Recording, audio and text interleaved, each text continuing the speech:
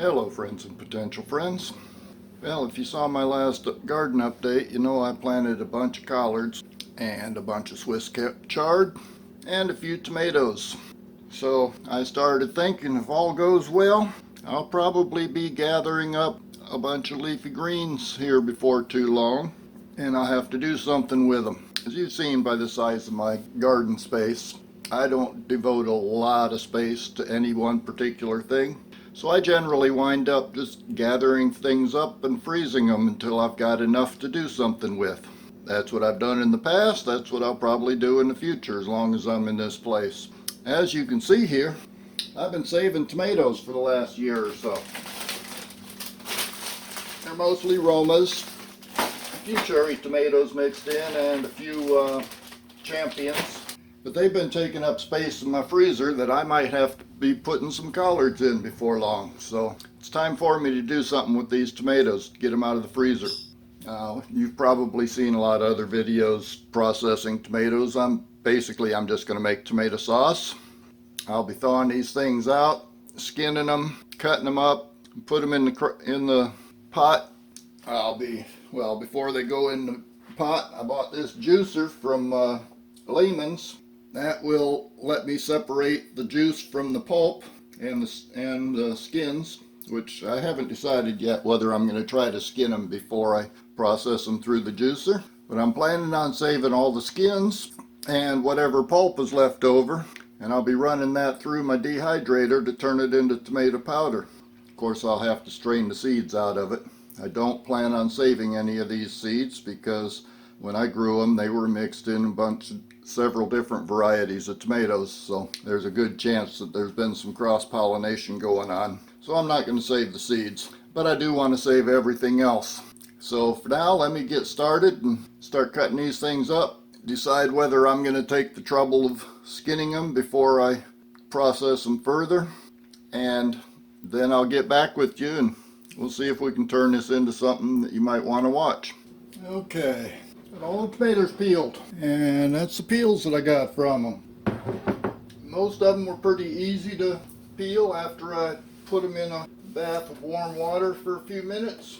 To be honest, the last bag that I did was all cherry tomatoes, and those were the hardest to peel, but they also had the most juice of any of them. I think you might be able to see that. So I'm going to pour these things into the stock pot and cook them for about 5 minutes to soften them up, and then I'll be running them through the juicer.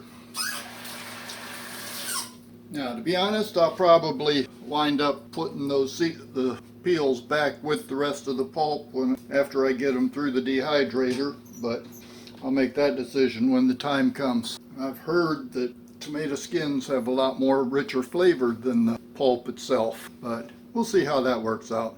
So anyway, let me get these things cooking so I can get them through that juicer and then start making some real juice. Okay, got this kind of loosened up a little bit, so it's time to run it through the juicer. Get a little bit in there to start with, and then we'll see what we got. Now, I did buy an electric motor to go with this juicer, but I figure this is going to be such a small batch, there's no real reason to bother hooking that up. So I'm just going to shove things through there and see what happens. This is the first time I've used this juicer too, so we're both learning. It does seem to be moving the juice out to one end, and it looks like the pulp is coming out the other. I might run that pulp through a second time just for fun, because it looks like there's a little bit of juice left in it. And as usual, when I'm in the kitchen, I'm making a pretty good mess. That's okay. I have to clean it up.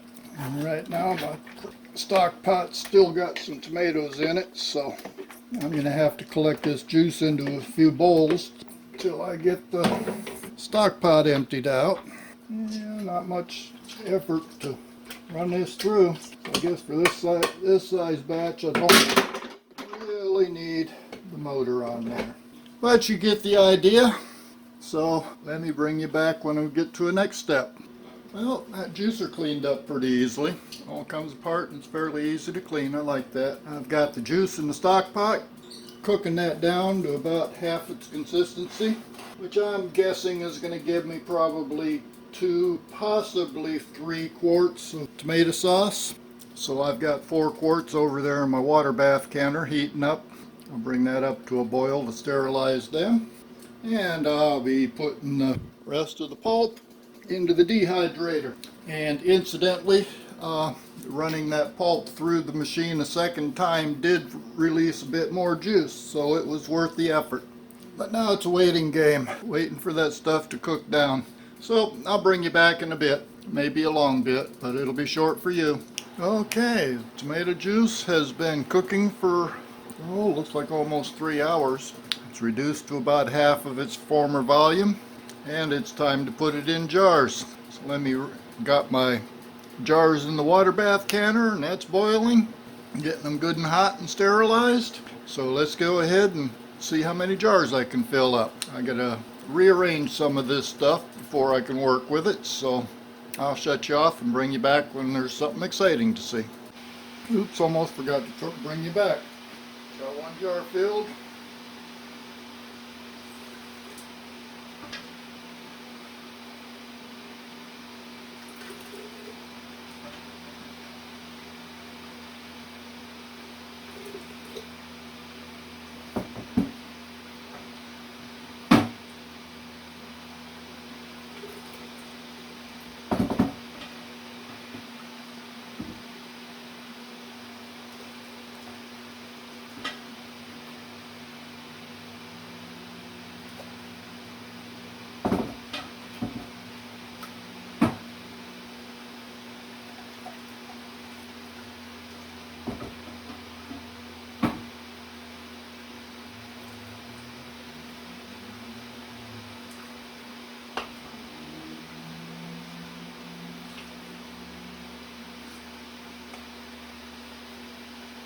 I'm leaving about ½ inch of headspace.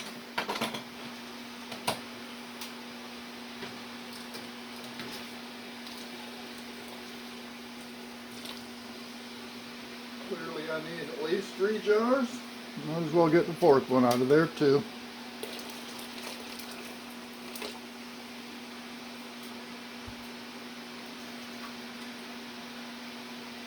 And I'm probably blocking the camera, but that can't be helped. This kitchen is not designed to be a video studio. Now let's see what I can do here. I do have some left in there. Let's see how much it fills up.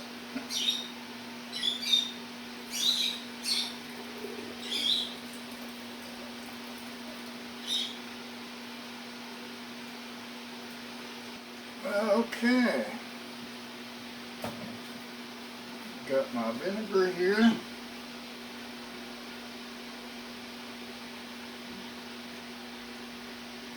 All the rims.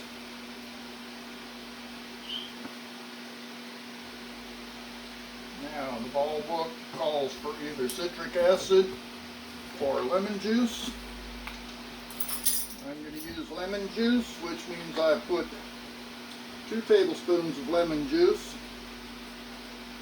per quart jar.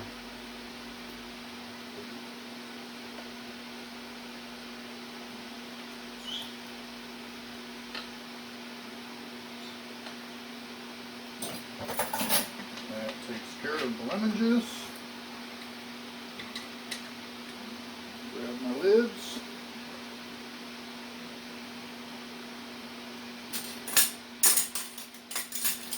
And the rings.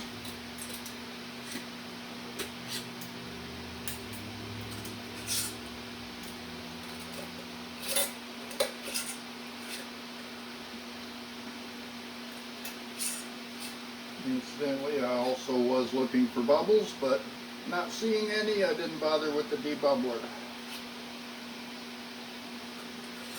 Finger tight. And then we go back into the water bath.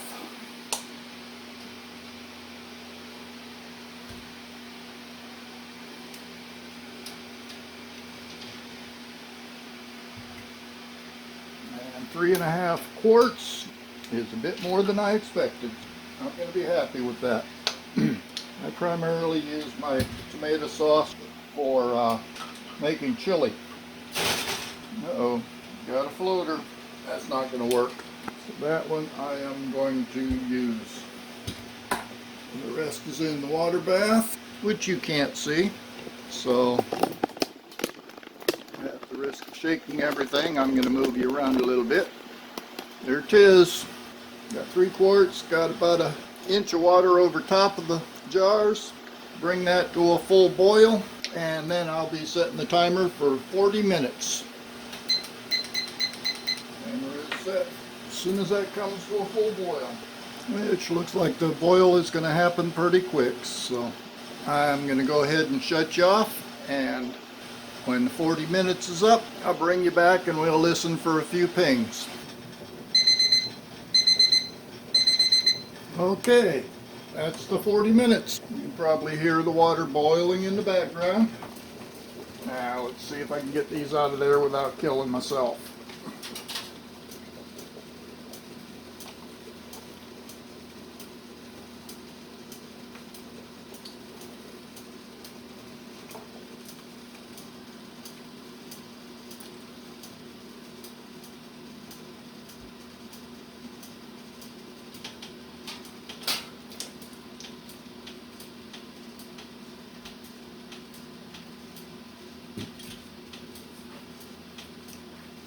And there we are, 3 quarts of homemade tomato sauce.